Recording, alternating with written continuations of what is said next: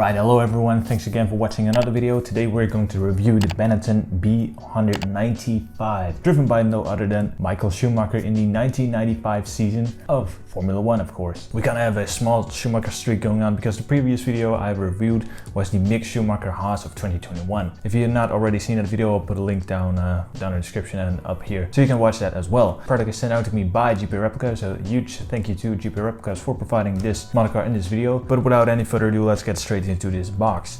Talking about the box, just like always, GP Replicas has the same style box they basically always have, which is this very cool minimalistic box. Basically have a beautiful black cover with, at the right down corner, we have a GP Replicas logo in this kind of metallic silvery look, which is really interesting. It kind of reflects with the light as well. But if you want to look at what model you basically have, at the side there's a sticker and it basically reads B195 number 1 Michael Schumacher. So yeah, the unboxing experience with GP Replicas is relatively short because it's pretty straightforward. Let's get straight into it, shall we? Right, there we go.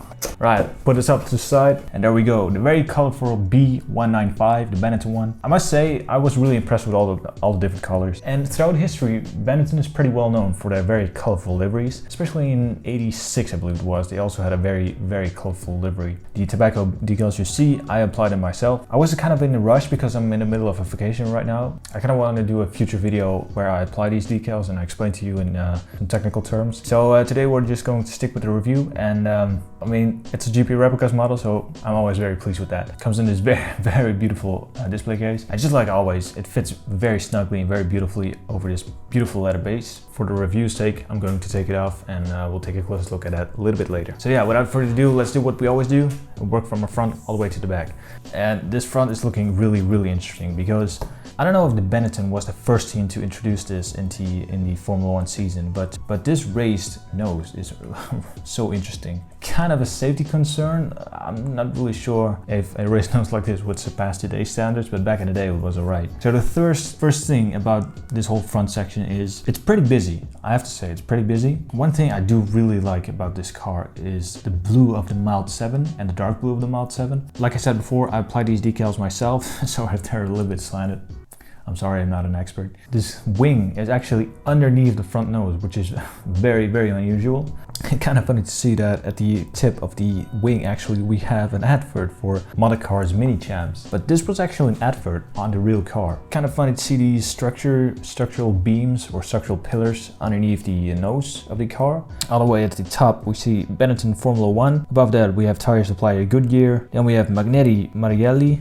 Above that, we have Mild 7, of course number 1, because the year prior, 94, Michael Schumacher also won the World Championship. Above that, actually kind of interesting, Renault Elf, and this was the first year they switched to Renault engine. Above that, we have an RTL or RTL logo, and above that, once again, LPR. Alright, let's take a little break from the nose of the car and look at the suspension of the car, shall we?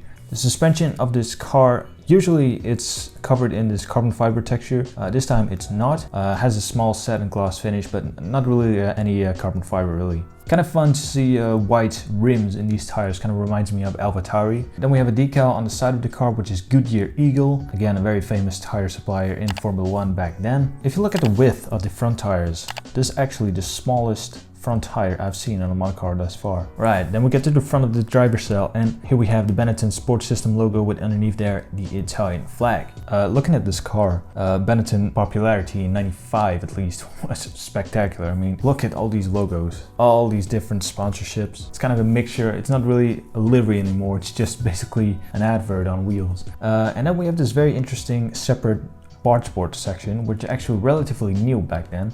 I'm pretty sure Ayrton Senna's '93 car had this in as well. Right, then we get to the cockpit section, and this cockpit section is pretty deep in there because in '95 it was mandatory for the teams to make a car where the cockpit was actually higher than the driver's shoulders. And in '96 I believe they were even higher than this. And in '95 there were a lot of complaints from drivers from visibility aspect, because some drivers said that this would obstruct their vision. Now we have this very iconic wheel. I believe the Benetton was very revolutionary with their steering wheels because they didn't have any circular steering wheels at the time. They basically had this very squared off shape, and it had this pretty interesting purplish gray color. And this was basically a semi-automatic, so I believe this already had paddle shifters on the back. But yeah, if we look inside, we see this beautiful deep cockpit.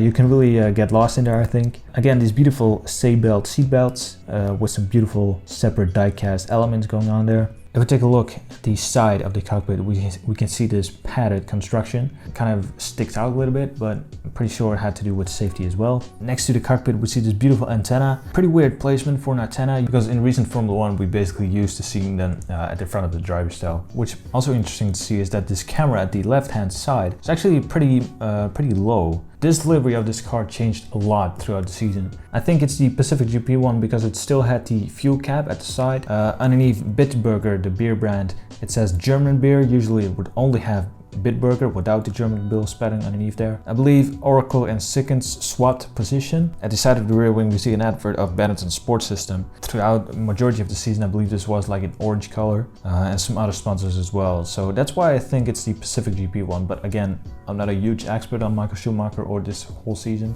So yeah, if I'm wrong, please correct me in the comments down below. Back to the airbox, very interesting airbox. I really like those tricolors we have going on there. But again, a decal of mild 7.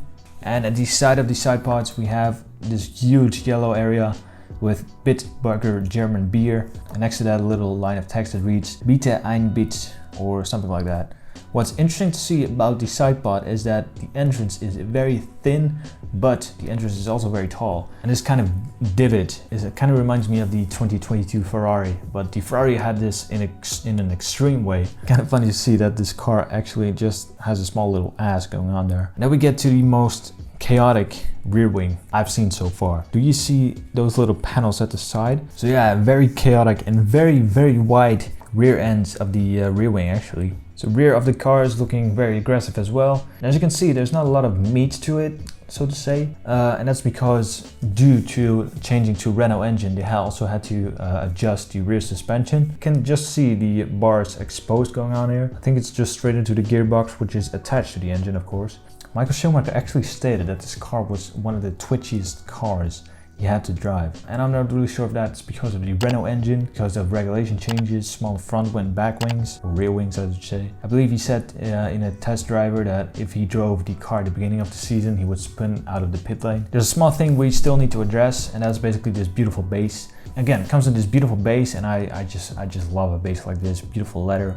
Yeah, I mean, it just looks amazing. Beautiful leather feel. I think this is real leather. I'm not really a leather expert or anything like that, but to me it just feels real. And then we have a small little plaque that basically reads B195, Michael Schumacher, limited edition, 500 pieces, made by GP Replicas. And again, you can fit this beautiful acrylic base on there. And there you go. So yeah, I'm really happy with this model, so thank you a lot GP Replicas for sending this one out to me. Once again, I will make a video about how to apply decals in the future. As I said before, I'm on vacation right now, so I have a little time span of filming this video, so I'm kind of in a hurry.